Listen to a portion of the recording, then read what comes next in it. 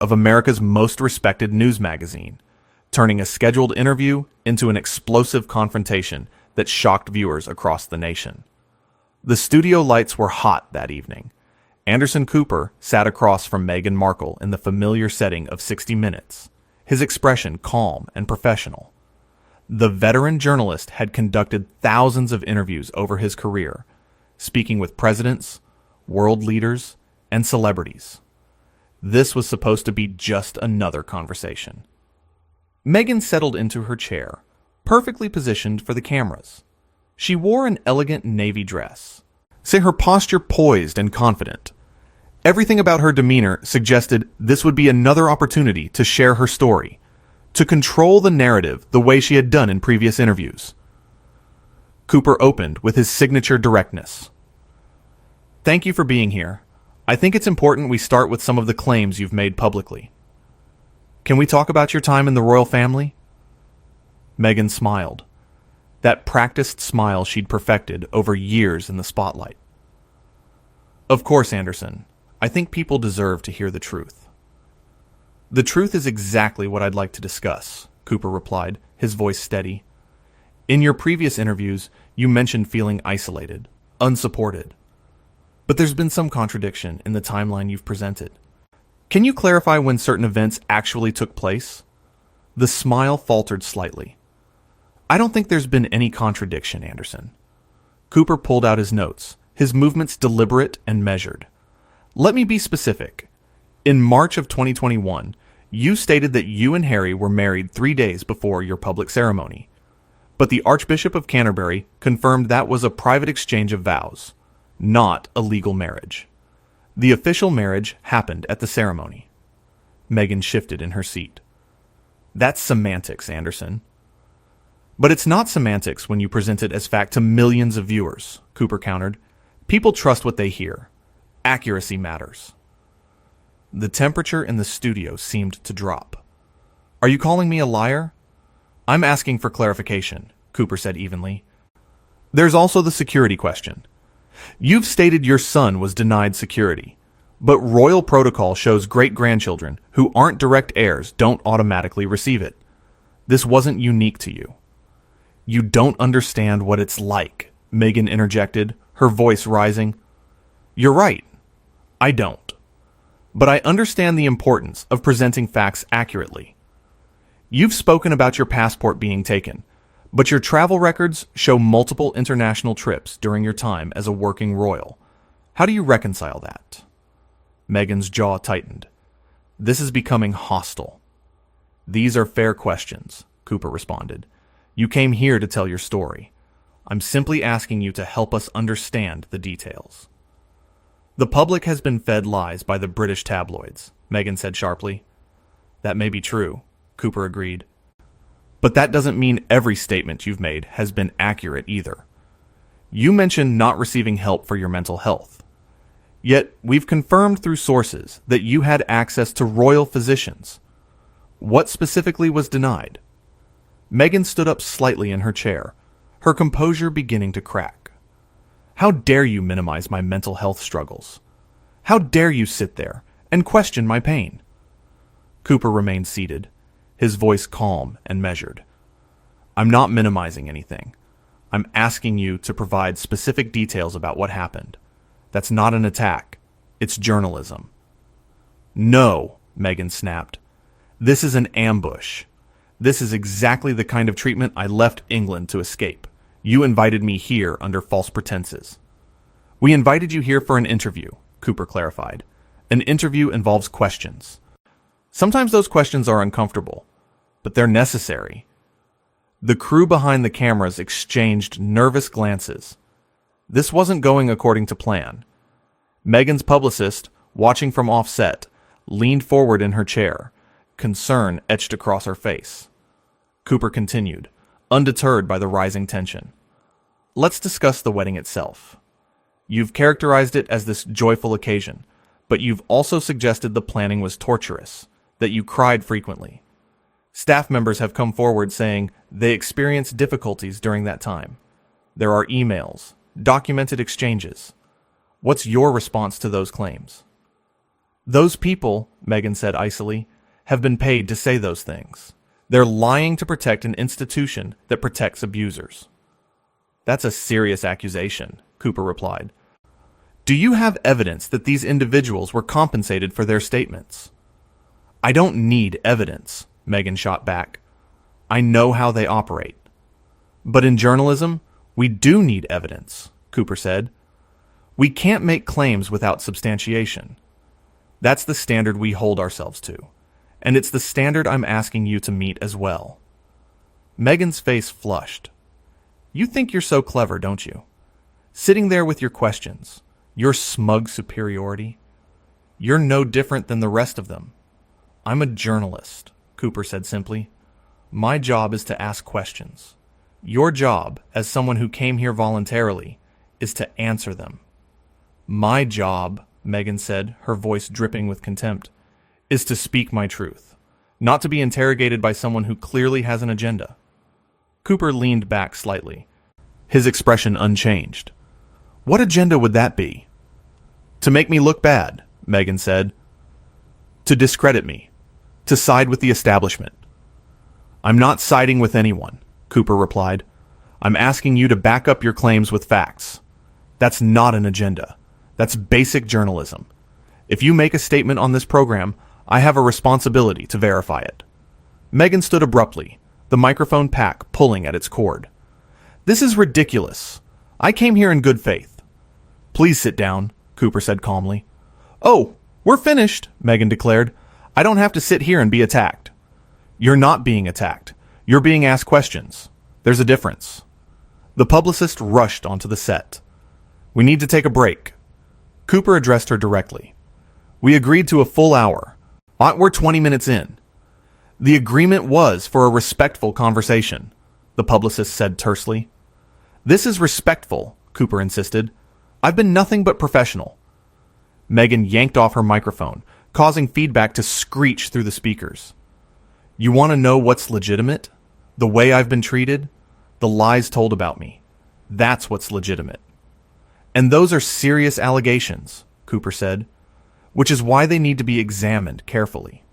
You can't just throw out accusations without being willing to discuss them in detail. I don't have to discuss anything with you, Meghan spat. You're not entitled to my trauma. You agreed to this interview, Cooper reminded her. You chose to make these claims public. That comes with scrutiny. Meghan turned to the camera operators. Is anyone seeing this? He's gaslighting me.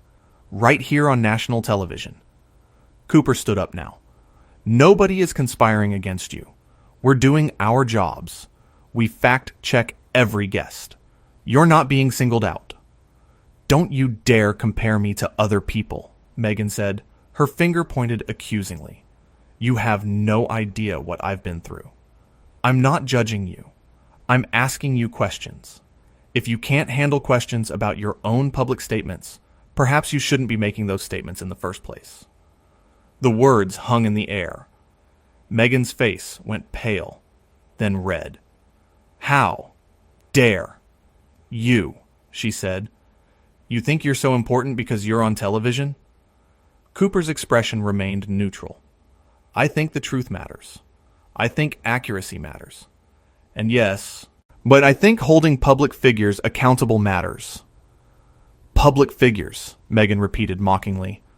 Just another woman to humiliate? Gender has nothing to do with this, Cooper said firmly. Liar, Meghan hissed. You wouldn't treat a man this way. I absolutely would. Many times. This isn't about gender. This is about facts. The publicist tried again. Meghan, we should go. But Meghan wasn't finished. You're afraid. Afraid of powerful women who speak their minds. I'm not afraid of you, Cooper said quietly. I'm simply doing my job. Your job is to protect the establishment, to make sure people like me don't get too loud. Well, I've got news for you. I'm not going to be silenced. Nobody's trying to silence you, Cooper said. You've had platforms. You've done interviews. You wrote a book. You have a podcast. What you're experiencing right now is accountability. And there's a difference. Meghan grabbed her purse. You're pathetic. This whole thing is pathetic. This is a hit piece. It's only a hit piece if you have something to hide, Cooper replied. That was the final straw. Meghan stormed toward the edge of the set, but before she left, she turned back. You're a disgrace to journalism, Anderson Cooper. An absolute disgrace. And when people see what you've done here tonight, they'll know exactly who you really are. Cooper stood his ground. The cameras have been rolling this entire time. People will see exactly what happened. I'm comfortable with that. Are you? Meghan didn't answer. Because Cooper had just made the most devastating point. Everything had been recorded. Every question, every deflection, every accusation. Yeah, get me out of here, Meghan said, her voice suddenly small. The producer stepped forward. We had an agreement. Sue me, Meghan shot back. I'm not staying another second. Cooper called after her. We still have 40 minutes scheduled. Then you'll have to answer them yourself, Meghan snapped. Because I'm done. I'm done with you. I'm done with this interview. And I'm done with people who pretend to care about truth while destroying me. She pushed through the studio door, leaving a stunned silence. The crew looked at each other, unsure what to do. Guests didn't just walk out of 60 Minutes. Cooper stood there for a moment. Then he turned to the camera operator. Tell me you got all of that. Every second, the operator confirmed. Cooper nodded. Good, because people need to see this. The director approached. What do you want to do? Cooper thought. We air what we have. We show the questions. We show her responses. We show her walking out. No commentary. Just what happened. Are you sure? Her team is going to come after us. Let them, Cooper said firmly. We did nothing wrong. I asked fair questions based on documented facts. She chose to respond the way she did. That's on her, not us. Someone from the production team came running up. Anderson, her publicist is demanding we delete the footage. Cooper's expression didn't change. That's not going to happen. She signed the release. She agreed to the interview. The footage is ours. They're threatening legal action. Then they can threaten all they want, Cooper said calmly. We're within our rights. We're within our ethical obligations. And most importantly, the public has a right to see what happened when someone comes on this program and makes extraordinary claims. The producer pulled Cooper aside. This is going to be huge. You know that, right? This is going to dominate the news cycle for weeks. I know, Cooper replied quietly. But that doesn't change what we have to do. We have to show it. Not because it's dramatic, or because it'll get ratings, but because it's important. People need to understand that claims require evidence. That sympathy doesn't mean accepting everything at face value. That being a victim of some things doesn't make you incapable of being dishonest about others. Back in the hallway outside the studio, Meghan was on her phone, her voice sharp and frantic. I don't care what you have to do. Get that footage buried. Call the lawyers. Call the network executives. Call everyone. This cannot air. Her publicist tried to calm her down. Meghan, take a breath. Let's think about this strategically. Strategically? Meghan whirled on her. There's nothing strategic about what just happened in there. That was an assassination. A character assassination. He asked you questions, the publicist said carefully. Questions we knew were coming. Questions we prepared for. He ambushed me, Meghan insisted. He had an agenda from the start. The publicist hesitated, then spoke quietly. Meghan, I was watching the whole thing. He was professional. He asked reasonable questions. You're the one who escalated it. Meghan's eyes went wide. Are you serious right now? You're supposed to be on my side. I am on your side, the publicist said, but I'm also being honest with you. Walking out like that, the things you said, it's not going to play well. I don't care how it plays, Meghan said, her voice rising again. I care about being treated with respect. I care about not being interrogated like some kind of criminal. It wasn't an interrogation, the publicist tried again. It was an interview, and you agreed to it. But Meghan had stopped listening. She was already thinking about damage control, about how to spin this, about how to make herself the victim once again. Because that's what she did best. Turn every confrontation, every challenge, every moment of accountability into evidence of persecution. Back in the studio, Cooper sat down in his chair again, the empty seat across from him a stark reminder of what had just transpired. The crew was still processing it all, talking in hushed tones, each trying to understand how an interview had gone so spectacularly wrong. But Cooper knew it hadn't gone wrong. Not really. It had revealed something important, something that people needed to see. When someone builds their entire public persona on being a victim, on being wronged, they often can't handle the moment when someone politely asks them to prove it. The questions he'd asked weren't cruel. They weren't designed to humiliate. They were simply designed to verify, to separate fact from feeling, to understand what had actually happened versus what someone claimed had happened. That was journalism. That was his job. And if someone couldn't handle that basic level of scrutiny, it said far more about them than it did about him. "Anderson," one of the producers called out, "what do you want to say at the end?" "We need some kind of closing statement." Cooper thought about it. What could he say? How could he sum up what had just occurred? "Just say this," he finally decided. "We invited Meghan Markle here tonight to discuss her public statements about her time in the royal family. We asked her questions based on documented facts and timeline inconsistencies. As you saw, she chose to leave before the interview was completed. We'll let viewers draw their own conclusions about what that means." It was simple. It was fair. It was exactly what journalism should be. No spin, no agenda, just the facts of what had occurred. The producer nodded. "Got it. And Anderson? For what it's worth, you handled that perfectly. You stayed calm. You stayed professional. You didn't take the bait when she tried to make it personal."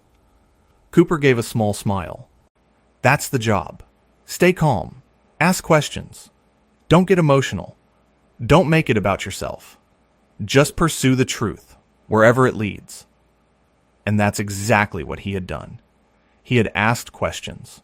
Fair questions. Reasonable questions.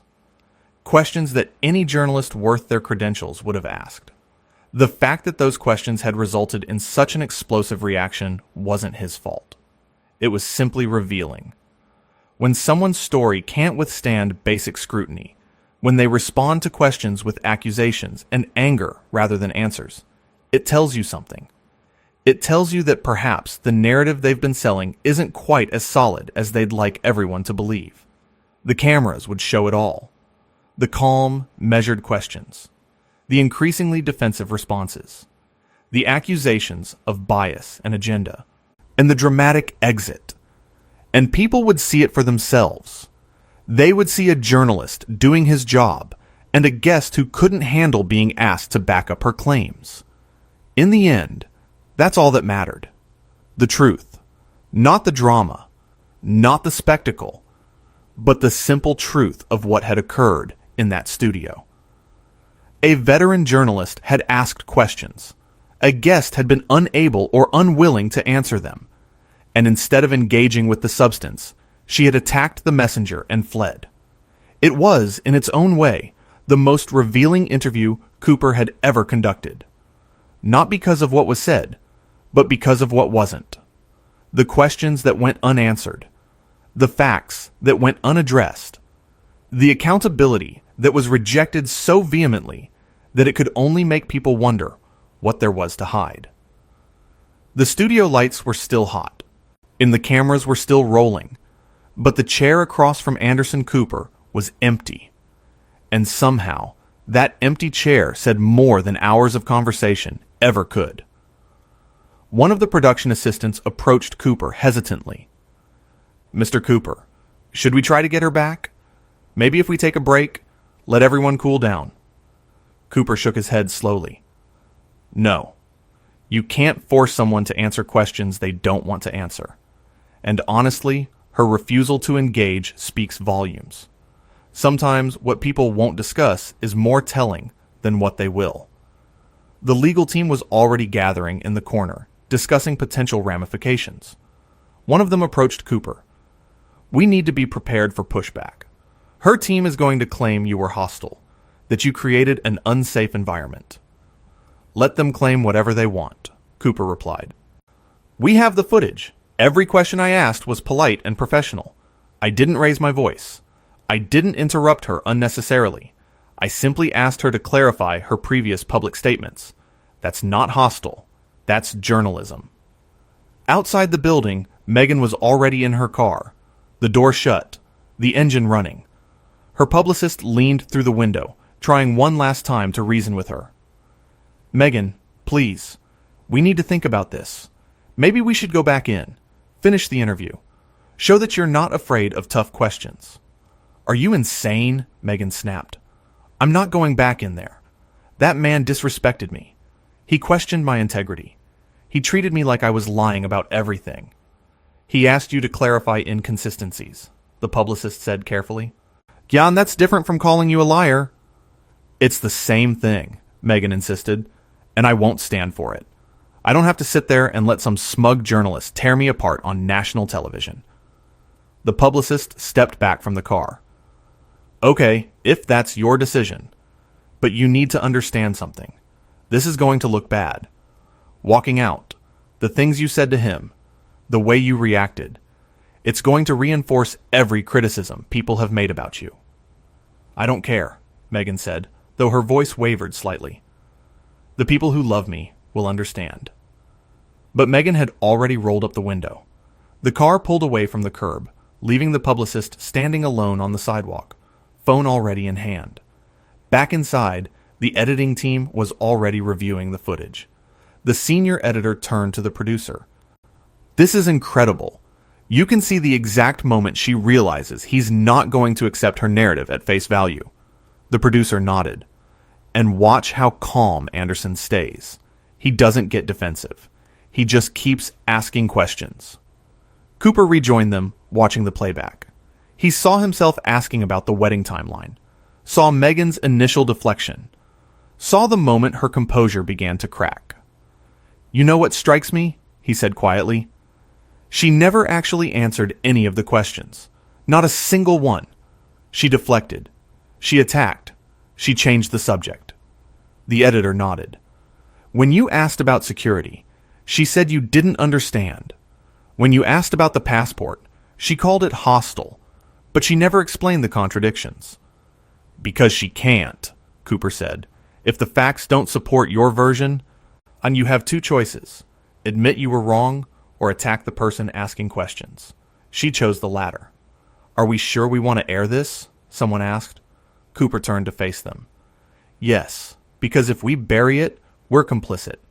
We're saying it's okay to make claims without evidence, to attack anyone who questions you. I'm not willing to do that." As the team prepared for broadcast, Cooper returned to his dressing room. He sat down and took a deep breath. He knew what was coming. The backlash, the accusations, but he had done his job. There was a knock. The producer stuck his head in. "Her team released a statement. They're claiming you created a hostile environment." Cooper smiled. "Of course. What else would they say?" An hour later, Cooper was back in the studio. He looked at the camera and spoke calmly. "What you're about to watch is the complete footage of tonight's interview. 20 minutes in, she chose to leave. We're airing it in full. This is journalism. How people respond to questions is their choice. What follows is that choice in action." As the footage aired, Cooper watched. He saw his calm questions, saw Meghan's defensiveness, saw her stand up, shout, storm off. And he knew this would change everything. People would have to reckon with what they saw.